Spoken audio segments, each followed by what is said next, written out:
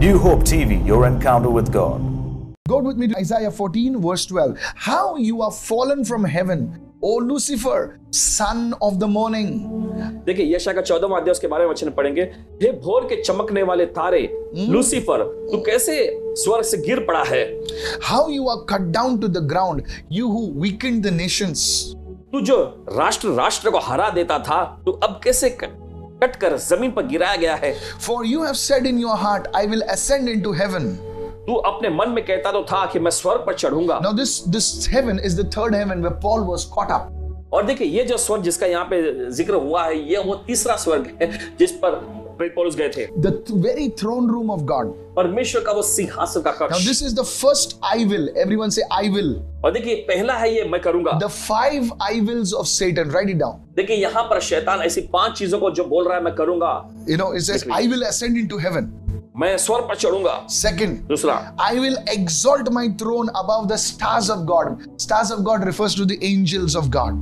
मैं अपने सिंहासन को परमेश्वर के तारांगण से अधिक ऊंचा करूंगा। परमेश्वर के तारांगण यानी परमेश्वर के स्वर्गदूत। In other words, Satan was saying that I will establish my authority over every angelic realm.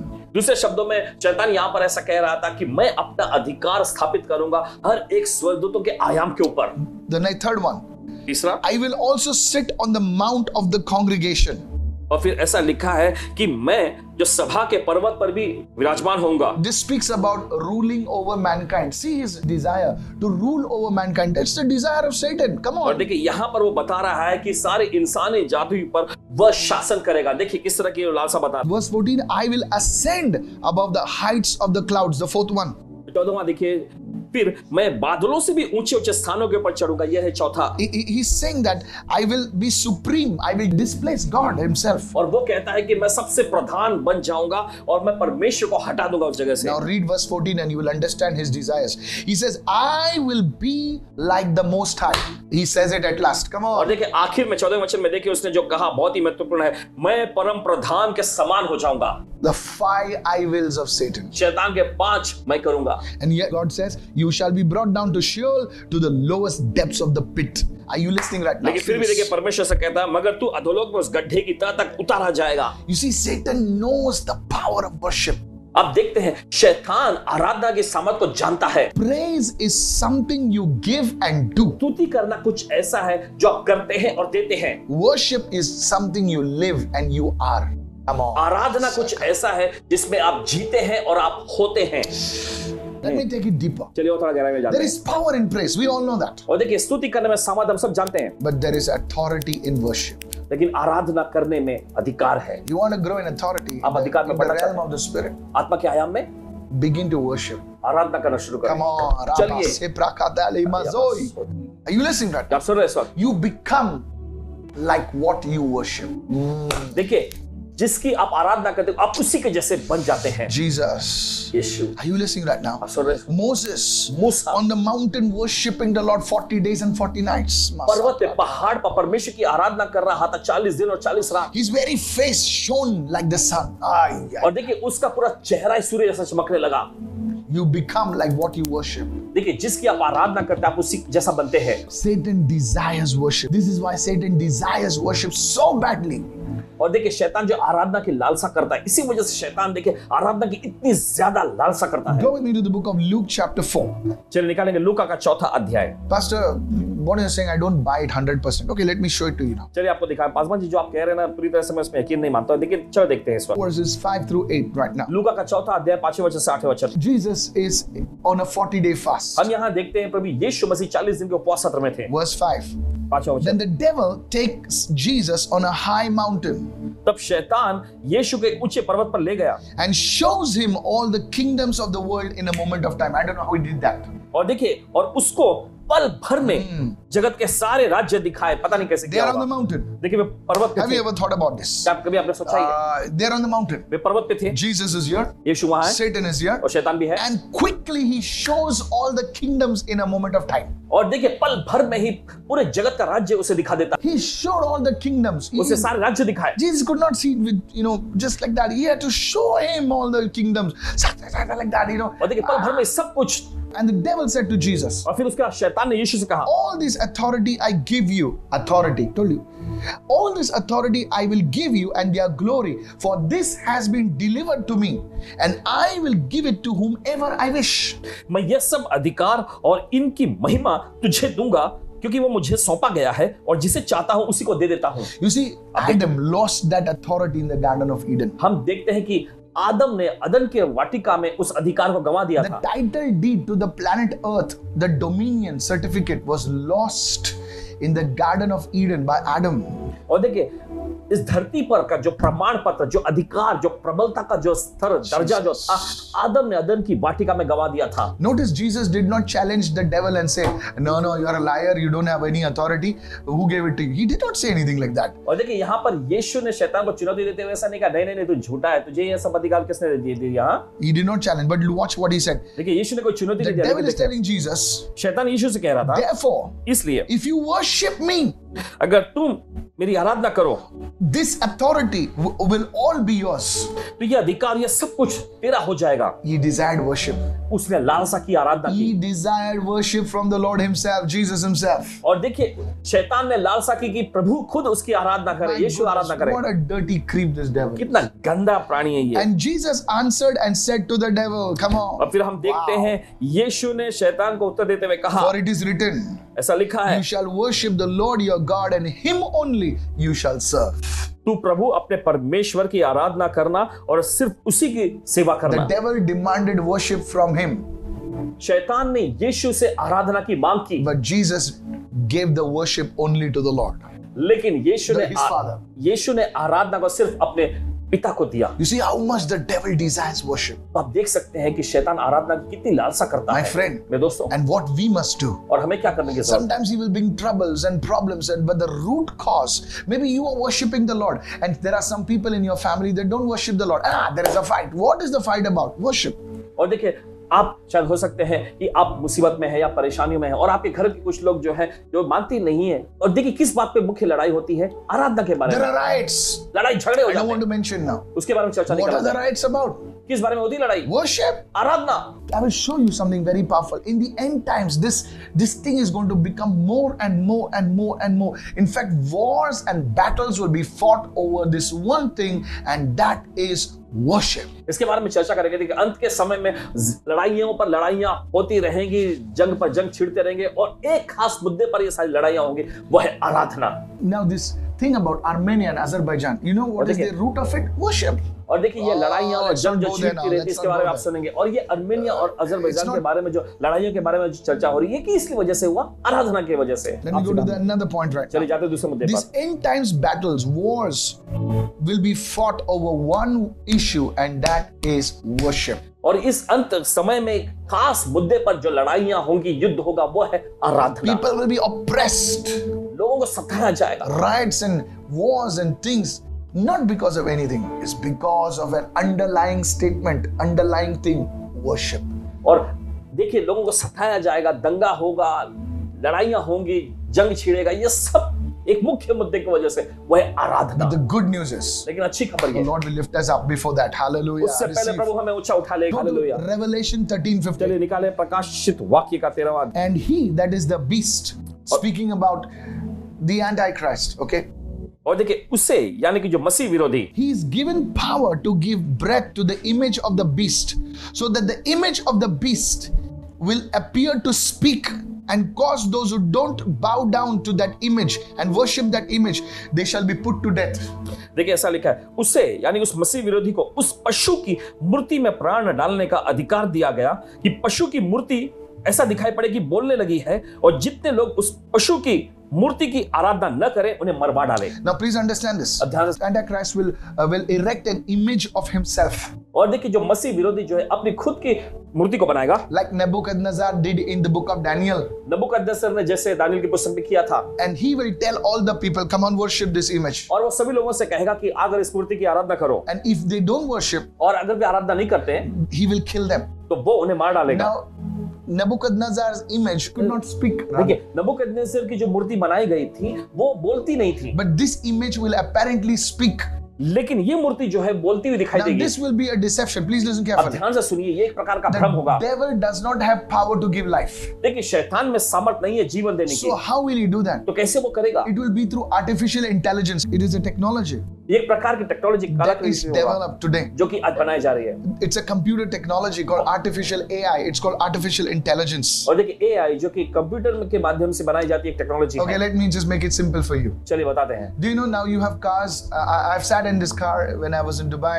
Some of my friends took me out for a test drive, and it's called Tesla. और Paswan ji Dubai गए थे तो वहां पर एक car में बैठे और इनके कुछ मित्र लोग ऐसा टेस्ट ड्राइव के लिए लेके गए और उस कार का नाम टेस्ला था। You just sit into it, and the car, you don't have to do anything. It parks on its own.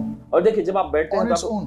आपको कुछ करने की जरूरत नहीं, बस खुद ब खुद वो कार आ जाती है। We were on the main street in Dubai, like the Sheikh Zayed Street, the highway. It's a big broad highway, and the car would just overtake on its own the other vehicles on the road.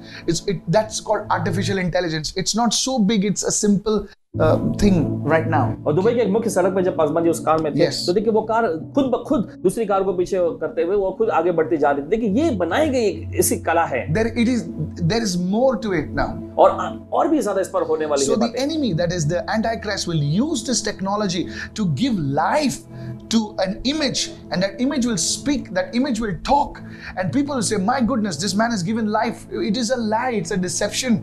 और देखिए फिर मसीह विरोधी जो है इस तकनीकी का इस्तेमाल करेगा और उस मूर्ति में ऐसा डालेगा, जीवन डालेगा कि वो बोल सके, और फिर देखिए एक प्रकार का भ्रम है और लोग कहेंगे अरे बाप रे ये तो जीवन भी देता है। And people who don't worship that image, now mind you, when it says people, it's not just a few people, it's going to be nations, it's going to be towns, and a lot of people will be killed, will be murdered because of what? Because the worship was not offered. How many understanding right now? और देखिए गौर करें यहाँ पे जब शब्द लिखा है कि जो लोग उसकी आराधना नहीं करेंगे, तो जो लोग उसकी आराधना नहीं करेंगे कोई छोटे मोटे थोड़े संख्या में लोग नहीं होंगे, यहाँ तक कि एक बड़ा नगर होगा, बड़े बड़े राज्य होंगे, और यहाँ तक कि राष्ट्र के लोग भी जो है आराधना नहीं करेंगे और उन्हें मार दिया जाएगा। They'll fight. वे लड़ेंगे, There'll be battles. लड़ाइयाँ छिड़ेंगी। Why? क्यों? Because they are not worshiping that. क्योंकि वे आराधना नहीं कर रहे। So you see, क्योंकि आप देखते हैं the battles in the end times will be fought over one issue. It's not over oil. Please listen to me. It's not over oil. It's not over anything. It's going to be primary. They may disguise it as these things, but primarily it will be because of worship. और देखिए फिर अंत समय की लड़ाई जो है वो तेल के लिए या किसी दूसरी चीज के लिए लड़ी नहीं जाएगी। भले वो दिखाई पड़े ऐसा कि तेल के लिए झगड़ा हो रहा है, लड़ाइयां हो रही है, नहीं नहीं नहीं, लेकिन मुख्य वजह जो कि वो है आराधना। You know, Satan wants to destroy man. आप जानते हैं शैतान जो है इंसानी जगत को नाश करना चाहता है। I tell you the कहते हैं reason आपसे why. इसकी वजह। Do you know how Satan was created? आप जानते हैं शैतान को कैसे बनाया The गया? Bible speaks about him. Bible उसके बारे में बताती है It says that in him were built instruments. और ऐसा बताती है कि उसके अंदर ही ऐसे संगीत के वाद्य यंत्र थे, We cannot imagine. हम कल्पना नहीं कर सकते। You know, many cartoons, they show the devil with the horn and with a tail. That's not the picture of the devil at all. I'm और sorry, देखिए बहुत but सारे that's कार्टून not. या चित्रकारी में दिखाया जाता है कि शैतान के ऐसे दो सिंग होते हैं, ऐसा शैतान ऐसा बिल्कुल नहीं है। Go to the word. वचन में You see, जाइएगा he had instruments built into him. That's how God made him. और देखिए अगर वचन में जाएंगे तो आप पाएंगे वहां पर कि उसके अंदर संगीत के जो वाद्य यंत्र बनाए गए थे और इस तरह से परमेश्वर ने उसे बनाया था। Listen carefully. ध्यान से सुने। He was an instrument of worship to God. वो खुद परमेश्वर के लिए आराधना करने का एक माध्यम या जरिया था। Today on this earth, there are so many instruments.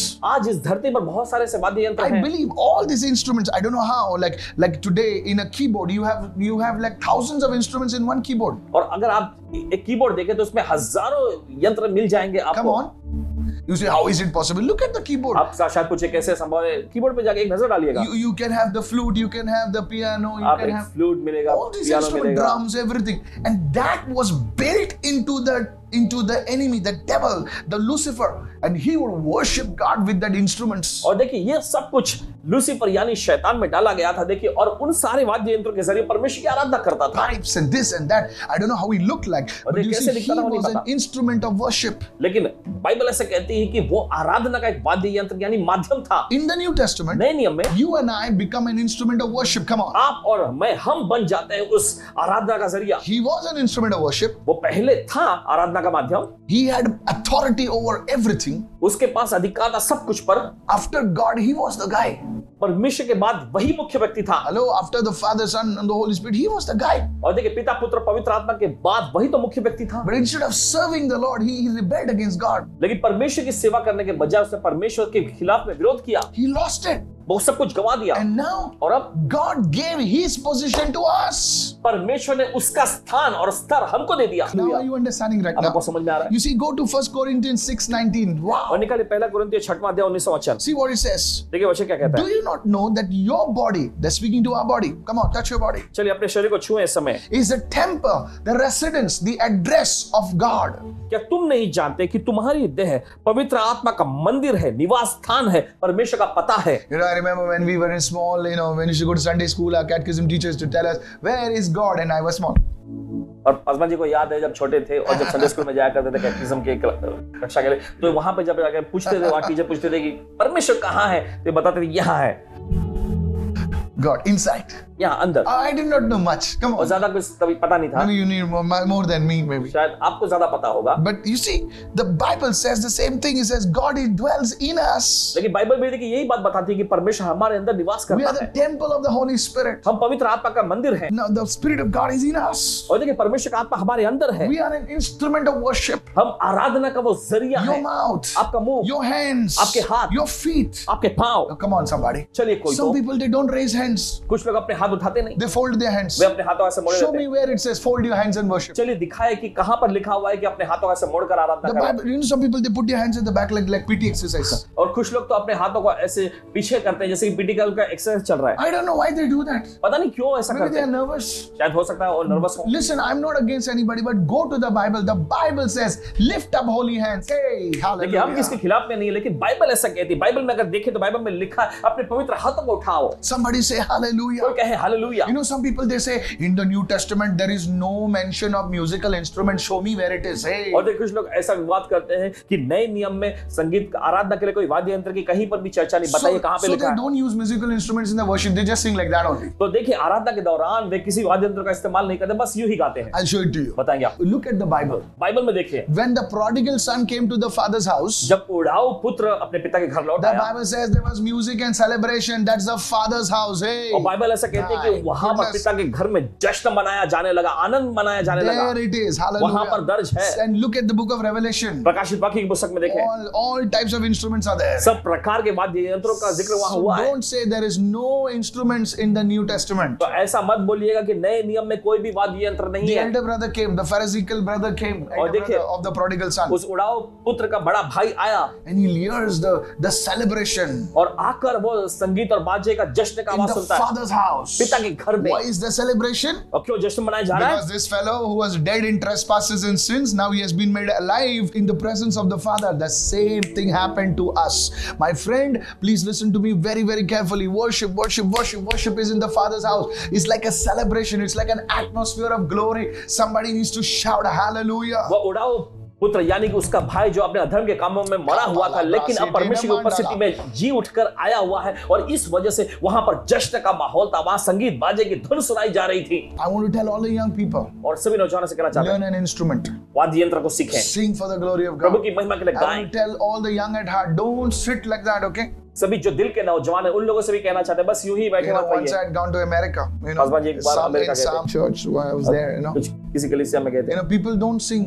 वहां पे लोग गाते ही नहीं, Only the choir is singing. सिर्फ क्वायर की मंडली गा रही थी। No, sir. नहीं जनाब, God wants your voice. परमेश्वर आपकी आवाज Your सुनना चाहता voice is best instrument. है। आपकी आवाज सबसे बेहतरीन वाद्य यंत्र Come है। on, चलिए बोले hallelujah. Hallelujah. No instrument comes close to the human voice. और कोई भी वाद्य यंत्र जो है इंसानी आवाज के करीब नहीं आ सकता। When you worship God, जब आप परमेश्वर की आराधना करते हैं, oh, the Lord is so pleased. ओ प्रभु बहुत ही खुश हो जाता है। Praise the Lord. प्रभु की स्तुति You हो। know, when you worship the Lord, देखिए जब आप प्रभु की आराधना करते हैं, your worship becomes an instrument to draw the anointing that is inside of you, and the living water starts flowing and touching your wife, your children, your house, the nations. How do you do it? It's through worship. देखिए जब आप आराधना करने लगते हैं तो उस गहरे कुएं में से उस जीवन के जल को निकालते हैं जो कि बहने लगता है आपके घर परिवार, आपके संबंधों में, आपके बाल बच्चों तक। और ये सब कुछ कैसे होता है? आराधना के जरिए। That living water which is inside of you, वो जीवन का पानी जो आपके अंदर है, it begins to touch your wife, your children, your house, my friend. And are you now getting it? The importance of worship in your home, in your relationship. Receive this, somebody. वो जीवन का पानी जो है आपके पति पत्नी, आपके बच्चों को, आपके परिवार को छूने लग जाता है। देखिए आराधना की खास महत्वपूर्णता यही है। कोई तो ग्रहण करें। If your marriage must be on some going through some shaky problem, अगर आपकी शादीशुदा जिंदगी जो है कुछ हिलाए जाने वाली समस्याओं से जा you're रही going through a financial issue, आप पैसों के मामलों में से गुजर रहे हैं, why don't you start worshiping? तो क्यों ना आप आराधना करना शुरू करें? Maybe you don't feel like, शायद आपको ये but महसूस as you ना हो, worship, लेकिन जैसे आप आराधना करते हैं, you know what you're doing? आप जानते क्या कर रहे You're हैं? answering the Samaritan woman's question. आप उस सामरी औरत के सवाल का जवाब दे रहे हैं। Hey, the well is deep, ओ कुआं तो गहरा है, but मगर how do you bring? You have nothing to draw. You should tell those people, yes, I have something to draw from that deep well, and that instrument is worship. As I worship, you draw something from deep inside, and that Zoe, the living water, begins to flow. And guess what? Something was dead in your relationship, something was dying in your family, your finances were decaying. That living water will touch. Hallelujah. जब आप Restoration. आराधना Glory. करना आप शुरू करेंगे तो उस Glory. गहरे कुएं में से देखिए जीवन का पानी जो है आप ऊपर निकालने लगेंगे और इसके बाद ये सब कुछ छूने लग जाएगा। देखिए Jesus. आपके परिवार में शांति आएगी, पुनर्स्थापना आएगा, परमेश्वर को महिमा मिले। That's how it happens. ऐसे ये होता है। Somebody catch the revelation of कोई तो worship. प्रकाशन को पा लीजिए। When this atmosphere of worship is present in any relationship, in any home, in any church, God has free access in that place. देखिए जब आराधना का ये वातावरण, ये माहौल किसी भी घर परिवार में या किसी कलीसिया में मौजूद होता है तो परमेश्वर को देखिए वहां पर कार्य करने के लिए पूरी छूट मिल जाती है। That's why इस वजह से the devil hates true worship. शैतान सच्ची आराधना से नफरत करता He है। will try to stop it, वो कोशिश करेगा उसे रोकने की, but he cannot stop it. लेकिन रोक नहीं सकता। Somebody say कोई hallelujah. कहे हालेलुया। Do you know, आप जानते in the times of the Roman empress, और जो रोमी साम्राज्य के समय के दौरान if you read this book called Fox's Book of Martyrs, अगर आप ये पुस्तक फॉक्सेस बुक्स ऑफ मार्टर्स जो है शहीदों के पर आधारित पुस्तक है, if you read this book, अगर आप इस पुस्तक को पढ़ेंगे the emperors, those pagan Roman emperors, they would throw men, women, and children in a theater, Colosseum. It's there in Italy now, in Rome. They would throw, and lions would come to kill them. और देखिए अगर आप पढ़ेंगे तो उसमें पता चलेगा कि ये रोमी साम्राज्य Listen, जो था, शासक जो था, ये महिलाओं को, मर्दों को, बच्चों को ऐसे कोलिसियम जैसा होता है, ऑडिटोरियम जैसा, उसमें वो फेंक दिया करते थे और शेर जो होते हैं वे आकर उन्हें पकड़ लेते थे, फाड़ hungry लेते थे। lions would charge at them. और भूखे शेर उन पर हमला करते थे। And do you know what? और आप जानते हैं क्या? They would be crying. वे रोया करते।